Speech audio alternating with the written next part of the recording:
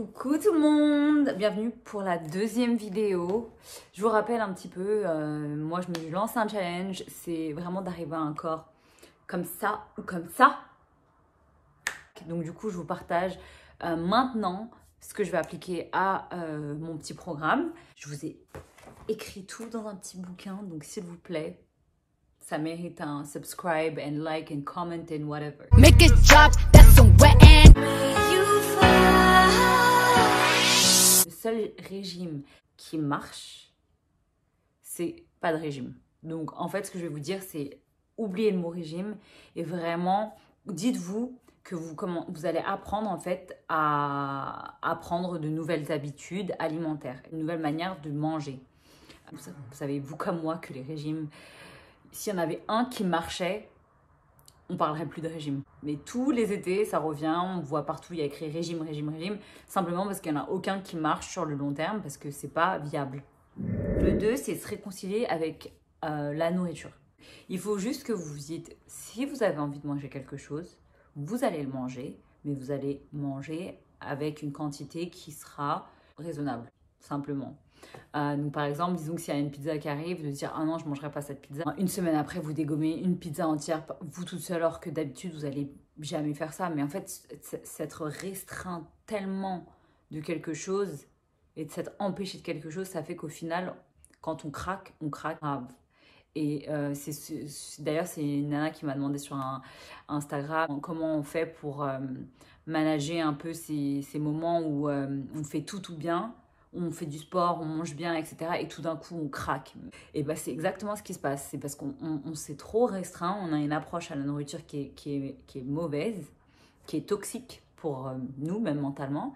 Ça nous donne des envies encore plus fortes que si on se disait on pouvait le manger, en fait. Moi, personnellement, c'est la même chose. Je me dis à chaque fois, il faut que j'arrête le chocolat, il faut que j'arrête le chocolat. Et franchement, je mange plus de chocolat maintenant que je mangeais avant. Oublie les restrictions. Tu as le droit à tout, mais en petite quantité, évidemment, je sais ce qui est raisonnable ou pas. Voilà. Donc après, c'est vous et votre conscience. Mais surtout, ne rentrez pas dans cette spirale de « je m'interdis tout ». Voilà. Je voulais vraiment insister dessus. Ensuite, rentrons dans le vif du sujet. Du coup, les aliments, il faut les comprendre. Disons que divisons-le en 3 catégories pour faire simple. Il y aura les féculents, d'une part. C'est tout ce qui va être riz, pâtes, pain, voilà, toutes ces choses-là. Donc, les accompagnements, généralement. Ça va vous donner de l'énergie. Donc, c'est ce qui est très calorique. Ensuite, il y a les protéines. Donc, ça, c'est ce qui c'est ce qui est très important, en fait, pour votre santé, votre peau, vos cheveux, vos muscles. Donc, voilà. Ça peut être du tofu pour les végétariens, ça peut être tout ce qui est fruits de mer, poissons et volailles. Ensuite, 3e catégorie, ça va être tous les légumes. Voilà. C'est pour faire simple, hein. Donc, c'est les 3 catégories qu'il faut que vous ayez dans votre assiette. Sauf que la plupart des gens, ils mangent beaucoup plus de féculents et beaucoup moins de protéines ou de légumes. Et généralement, c'est là où ils vont être en surplus de poids. Donc nous, le but, c'est d'augmenter, en fait, de baisser les féculents et d'augmenter les protéines. Voilà, simplement. Et évidemment, les légumes. Il y a plein de légumes qui ont été prouvés scientifiquement pour aider à la perte, en fait, de masse surpondérale au niveau de la taille, donc du ventre, le ventre que tout le monde veut perdre. Vous retenez, les féculents, on baisse, donc tout ce qui est pain, pâtes, riz, on baisse et on augmente les protéines. Donc on va augmenter tout ce qui est fruits de mer, poissons. Attention, ça sera poisson et viande, mais des viandes et des poissons maigres. Je vous dis la vérité, je mange pas de viande, hein. Ça fait plus de 2 ans déjà. Plein de poulet et de dinde que vous pouvez manger parce que c'est des viandes maigres, donc très peu caloriques. Ensuite, les fruits de mer, du style les moules, les coquilles Saint-Jacques, les crevettes. Vous avez tout ce qui est poisson blanc et plat, donc comme le cabillaud par exemple, ou le merlan, le tilapia. Évidemment, saumon et thon, hein, c'est à manger au moins 1 fois par semaine. Et en plus, c'est excellent. Donc ensuite, les légumes. Il faudra manger tout ce qui est légumes verts en priorité. Voir brocoli, épinards, bon bref, je vais pas vous faire la liste, mais tous les légumes verts, vous pouvez en manger à volonté. Et de la salade, et pas toutes les salades, salade de laitue sans sauce vinaigrette. Déjà, essayez d'intégrer ça vraiment, maintenant quand vous allez manger, etc. Essayez de bien voir ce qu'il y a dans votre plat, qu'est-ce qui est, de dissocier en fait qu'est-ce qui est protéines, féculents et légumes. Et en fonction, faites un plat. Donc par exemple, imaginons que ça c'est un plat, une assiette. Vous allez prendre une demi-assiette de légumes, donc toute cette partie, un quart de féculents, un quart de protéines. C'est comme ça que moi je fais. On se restreint de rien, il faut juste faire attention à ces portions. Donc en fait, finalement, perdre du poids, qu'est-ce que c'est? C'est manger moins de calories de ce que vous dépensez.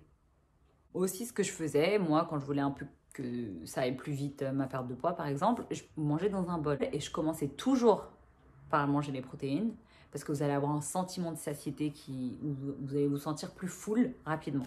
D'abord les protéines et ensuite je mangeais les légumes et les féculents. Ensuite, la dernière petite astuce, c'est quand vous avez un plat ou si vous allez chez quelqu'un et on vous sert, essayez de toujours prendre à emporter. Donc par exemple, vous êtes servi un plat, vous êtes chez quelqu'un, vous dites « Ah, j'aimerais bien le prendre pour emporter parce que là, je suis full ». Même parce qu'en fait, généralement, on va avoir tendance, et surtout pour les gourmands, comme vous, là, je suis sûre, on va avoir tendance à manger même si on n'a plus faim. Donc, il vaut mieux s'arrêter, disons, même si c'est qu'une bouchée ou 2 bouchées avant. Vous arrêtez, vous le mettez de côté au frigo et vous le mangerez plus tard.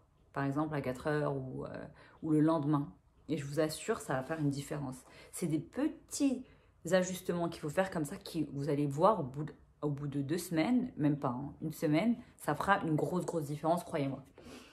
Et en plus, c'est des choses, en fait, votre estomac va s'habituer aussi à manger moins sans, attention, sans des gens qui vont avoir tendance ils vont arrêter de manger ou manger mais vraiment très peu, presque rien dans la journée et ils s'étonnent de ne pas perdre du poids. Mais en fait, ce que votre corps il fait, le métabolisme se met à fonctionner très lentement et vous perdez moins d'énergie en fait.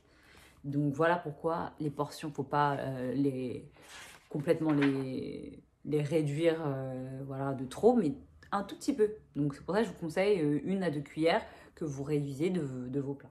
Évidemment, j'allais venir à ça. J'espère que vous aimez cuisiner parce que c'est vraiment important en fait de cuisiner. Tout ce qui est plat préparé, la plupart du temps, c'est rempli de sauce. Vous savez pas ce qu'ils mettent dedans, peut-être rempli de sel ou de sucre. Vous serez surprise, hein, mais dans plein de choses, ils mettent du sucre pour donner du goût. Donc, c'est une question d'organisation. 2 fois par semaine, vous calez 2 heures où vous faites les repas pour les 3 jours qui suivent et c'est tout.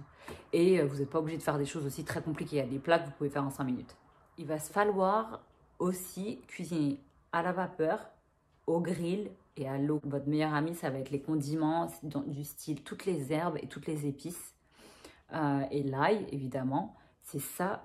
Le gingembre, bon bref, toutes ces épices-là et tous les condiments de ce style, ça va être votre meilleur ami pour ce type de cuisine en fait, à l'eau, au grill et à la vapeur. Vraiment, il y a des plats qui peuvent monter, qui peuvent doubler en termes de calories juste parce qu'ils sont cuisinés à l'huile, à la poêle, frits ou autre. Donc voilà la meilleure manière de cuisiner ces aliments pour la perte de poids.